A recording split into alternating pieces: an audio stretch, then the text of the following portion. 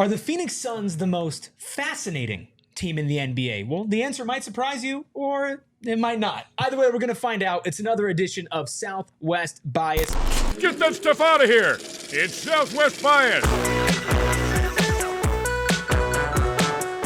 As always, brought to you by our friends over at Desert Financial Credit Union, Arizona's #1 credit union named by Forbes. I've got Gerald Bourguet on my right, making his return of Southwest Bias debut, new edition debut. And then, of course, we have the man, the myth, the legend, Espo here as well. I am Erik Ruby. We're here on PHNX Sports. Make sure you hit that subscribe button. Make sure you hit that like button. We just got over 30K. Now the march to 35K starts. Fellas, you guys are both on PHNX Suns every day of the week. I'm producing there, and we dive deep into the team all the time. And I think one thing about Phoenix that's true is that the storylines never stop. No. And after last season, which was an incredible disappointment with a whole lot of meat on that bone to dig into, they've changed a ton. So the question came to my mind, are they the most fascinating team in the NBA purely off of the amount of storylines associated with them? Now, before I get to some of those initial storylines, Gerald, when I say that statement, does it make sense? Could you see it being true?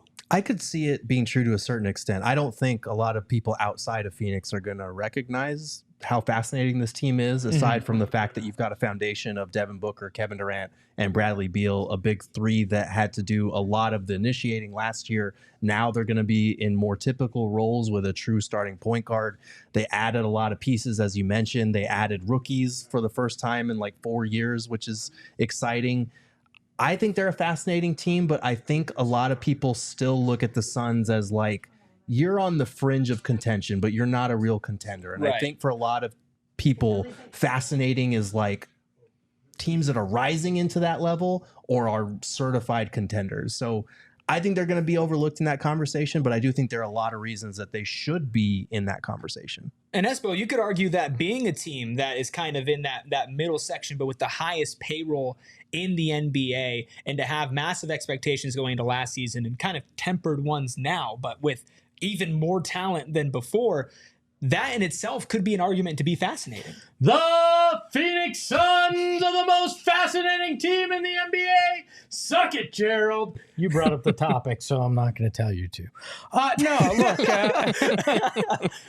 Look, I mean, a car wreck can be fascinating, right? We've all been on the freeway, and you gawk at that kind of stuff. Are the Suns a car wreck? They could be. Or they could be. I think the end of last season could be considered. But let's be honest. That when you're in that potential middle ground, there is a chance that you could be a car wreck, or you could be in that conversation to be one of the best teams in the league, right? And I think that's what makes them so fascinating, that anything is possible with this group, as we saw last year. They came in last year, we thought they had a potential to be a complete shoo-in to be one of the favorites in the league, right? Yep. This year they come in completely under the radar for a lot of people, despite the fact that they changed coaches. They got point guards that everybody said that they needed. They checked a lot of the boxes that people said if they did this, they'd be better, right? Yeah. So to me, that's what makes it so fascinating, is all those factors. But you mentioned that they're under the radar. So how can they be under the radar and fascinating at the same time? Well, okay. But national perspective and national acknowledgement doesn't always equal fascinating. I mean, you mentioned the teams that are rising up. When the Phoenix Suns were one of those teams, right? They were fascinating watching Devin Booker and be around a team that actually has some good talent, even though it's not the #1 seed, right? But that team I would still consider fascinating. So from your perspective, Gerald, do you feel like usually it's a 1-to-1 comparison of the most fascinating teams are usually the teams that have the most national attention? Well, I thought that's what the question was. Like, if you're asking who is the most fascinating team in the NBA, like, I feel like most people would say probably like the Knicks with the new pieces that they've added. That's a good one. I think people would point to the Thunder with some of the pieces that they've added. Like, I feel like the Suns might be in the top 3 or the top 5 that conversation, but outside of Phoenix, I don't know a lot of people that would be naming the Suns as the most fascinating team, because at the end of the day, their big 3 is still their big 3. They have a lot of the same core. They do have a new coach. They do have a new starting point guard and a relatively pretty much all new bench, which is fascinating for us. But like on a national level, is that most fascinating team in the NBA? I don't know if I would go that far. I can see that perspective in terms of positioning it that way.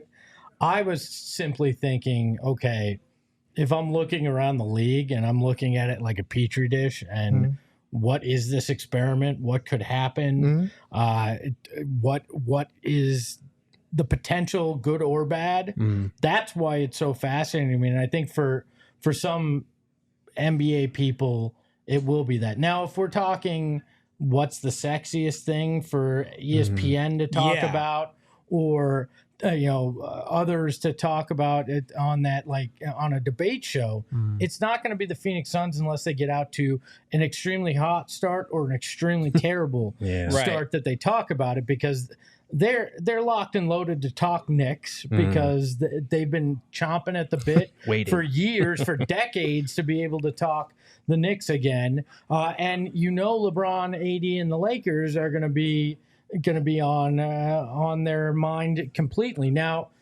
I think the one team that the national media might look at and think is more fascinating, I think it's twofold: Dallas or Golden State, for opposite reasons. Dallas, because does Clay work? Does this make them a true a true champion after last year's run?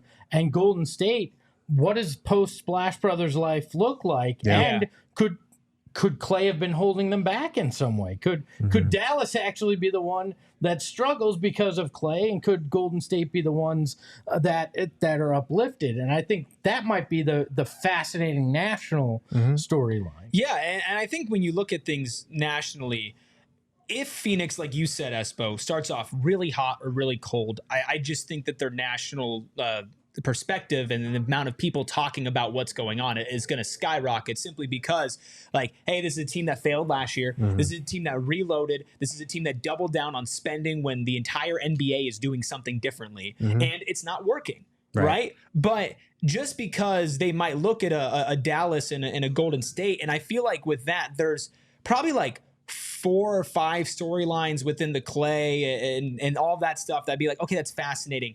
I'm going to rattle off a good amount of things here that I find fascinating about the Phoenix Suns. And Gerald, you've been very level-headed as always, but I'm gonna try to pull you a little bit more into the Southwest bias part of this, the bias part. Okay, a smaller team focused on offense, when we've seen some of the teams that have been really successful have some bigger players, especially the ones down low. I think another reason that's fascinating is because it's a pendulum swing from last back season to more of a Golden State approach than what we've seen.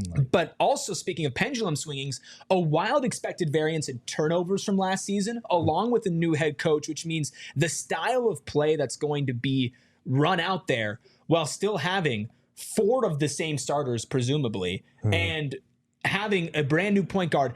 You're going to go from discombobulated team on offense that had a problem with turnovers that never looked like they got on the same page, but with having 3 of the best offensive stars in the game, to a team that is going to be a lot more offensive oriented, a lot more 3-point oriented, and completely fixed from the no point guard to 2-point guards and the turnovers to no turnovers problem. So you're looking at theory. I don't want to. Let's not just say it. This is all theory. It's August. If we were playing this game in August last year, we had already started polishing the Larry O'Brien and telling him how hot the weather is in July. Yes, so.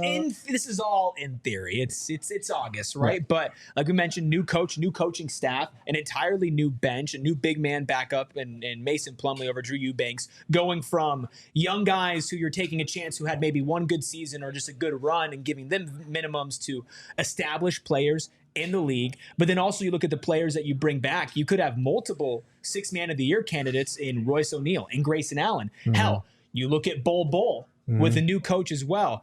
And I think all of that added up, plus a lot more different starting lineup options and Kevin Durant's age. How do the superstars play with more continuity and time together, where you can look back on a season and maybe say, because of injuries and this and that, you just didn't get to see that run. Like, how much of all of that put together means a team that won 49 games last year in a tough Western Conference could look, Gerald, massively different on the other end. You didn't even mention the most intriguing part, James Posey's acting ability. That's right. And all the cheese facts that you can bring along with it. That's a PHNX Suns reference. But, Gerald, with some of the teams that you mentioned, like Dallas, they made probably 2 big changes, right? Klay Thompson, Najee Marshall. The Knicks, they make their big move. They get Mikal Bridges, right? But that identity for those teams was already formed, but the identity around the Phoenix Suns has changed. I think that could be considered more fascinating, even if the team isn't considered better. Yeah, I can see. Like, I think adding Tyus Jones on a vet minimum makes them infinitely more fascinating than they were a couple weeks ago, because a couple weeks ago they were going with the same thing that they had last year in terms of, we need Devin Booker, Bradley Beal, Kevin Durant to initiate the majority of our offense. We need them to somehow take better care of the ball than they did last year. And we hope that Monte Morris, the Count of Monte Asisto, comes in there and takes care of the ball.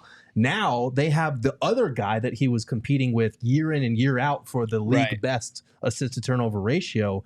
That does change their identity a little bit. It does push them from, this turnover sloppy team to, they need to be leading the league in assist to turnover ratio or something went wrong. Like, that is fascinating to me. I don't know how fascinating it is to the larger audience. I think that's exciting for us. I think a lot of the bench players that you mentioned are exciting, going from Drew Eubanks to Mason Plumlee.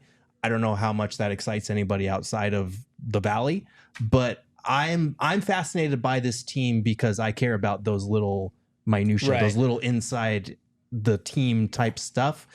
I don't know that anybody else looks at Phoenix and like, wow, that's a fascinating team. Do you think from an analytics perspective, maybe some people that are a little deeper into that might find this team fascinating with that? Yeah. You bring up the assist to turnover ratio. You see that they will play such a different brand of ball is the assumption. I mean, if they don't, we're screwed. If they get up more threes, that's fascinating. The different brand of ball, to your point. Yeah. So, like, I don't know. I see it from both perspectives, because I get what you're saying and I see where you're coming from.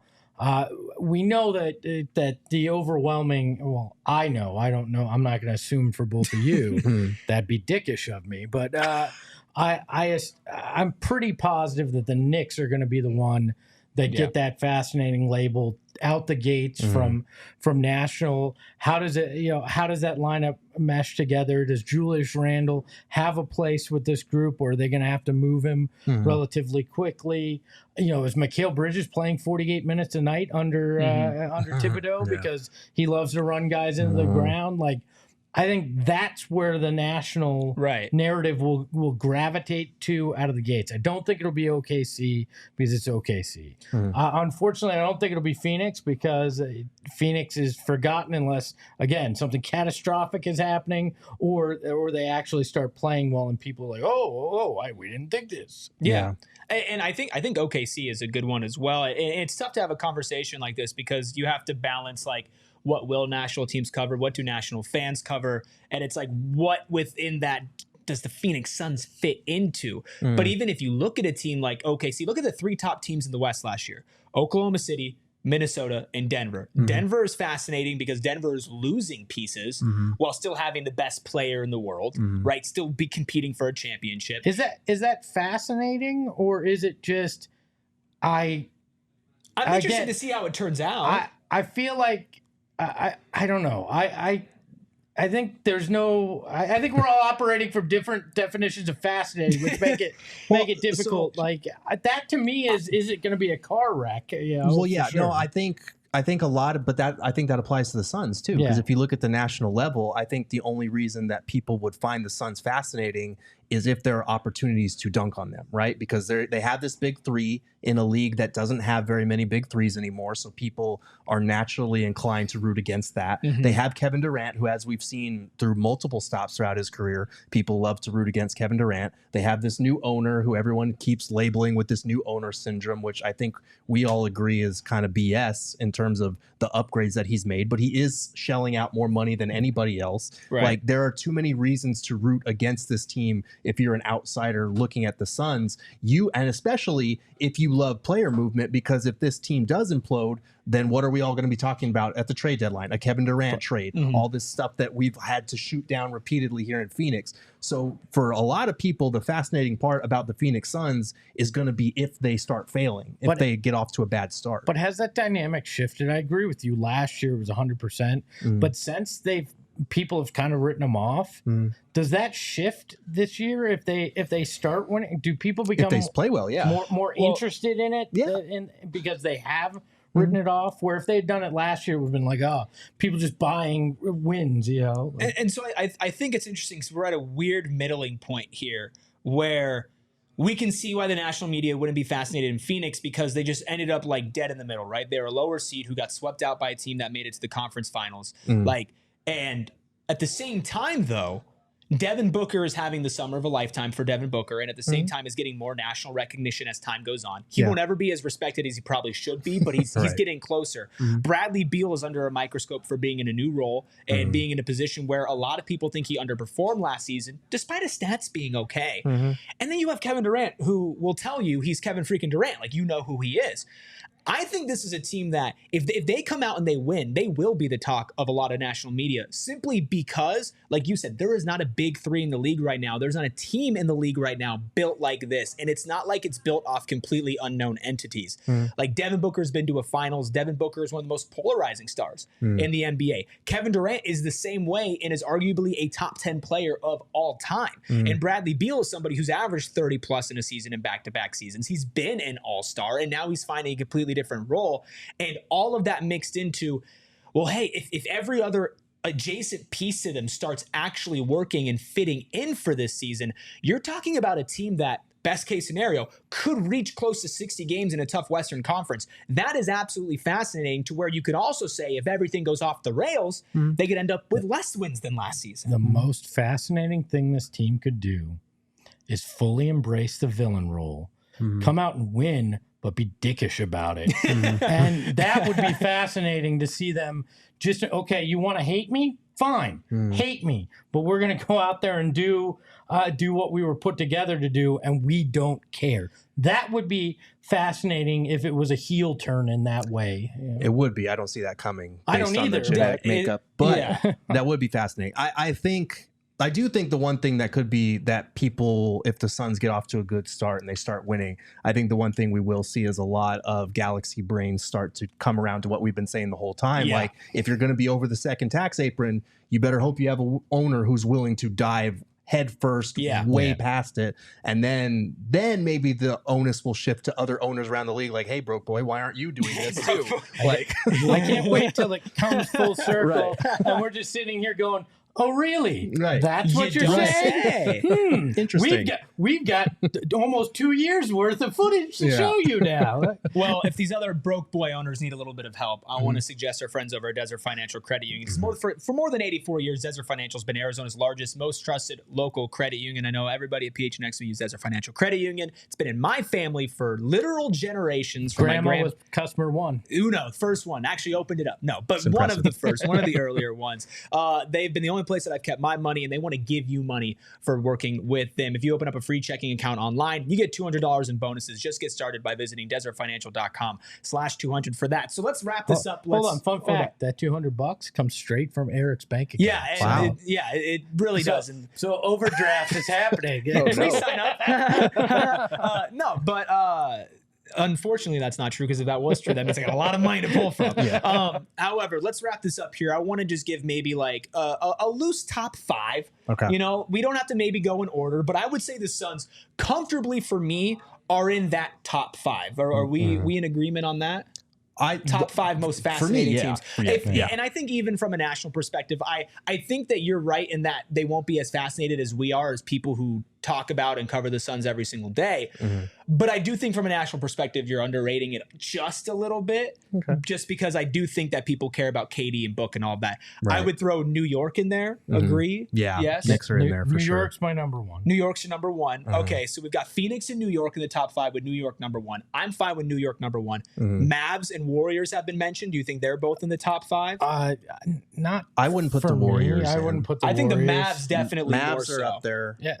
Yeah. I mean, I think the Lakers are in there personally, just because they didn't do anything this offseason. And See, that doesn't make them fascinating. ESPN. But it's fascinating to me, because I'm like, okay, we got this whole summer of LeBron, right? And and talking about that, they're putting mileage on him and AD this summer. Like, that could be a team that literally just bottoms out if things don't go right for them. And I'm intrigued by how does that play out? Now, maybe that's not worthy of top 5 for you guys. I understand where you're coming from. So let's say Lakers bubble, but for sure we've got Knicks, we've got the Mavs, and we have the Suns. Is there any other one that you're just like, you know what, that's it? I think the Bucks have an argument. The year 2 of Dame and Giannis with Doc Rivers mixed in there as well, but I don't know if they're fully there yet. Yeah, I'm over Doc. So. I think OKC has a legitimate argument considering that they addressed their 2 biggest needs without giving up any actual valuable rotation player as far as good playoff minutes go and adding Caruso and Isaiah Hartenstein. Yeah. So for me, I would say OKC is a lock for top 5. I would go lock as well. Okay. They did get older in the dating pool, though. So. Jesus Christ. I'm not going to say it, but that Australia quote from Josh Giddey. Oh, yeah. What are you doing? Yeah, that was bad. Okay, so we have 4 locks. Knicks, Mavs, Suns, Thunder, and Lakers on the bubble. Is there a team that you think clearly usurps the Lakers in the fascinating rankings? I mean, I think there's like 5 that usurps the Lakers, but I would go Philly. Like Philly Philly's adding Paul really George, good Philly totally retooling around Embiid. The fact that like we've gone through so many iterations with Embiid, and at a certain point, it's like, are you going to get to the conference finals at some point? Yeah. They're fascinating to me for multiple reasons. I'd be comfortable with Philly over LA. What about the Spurs for a different Also, reason? I'm fascinated by them. Absolutely.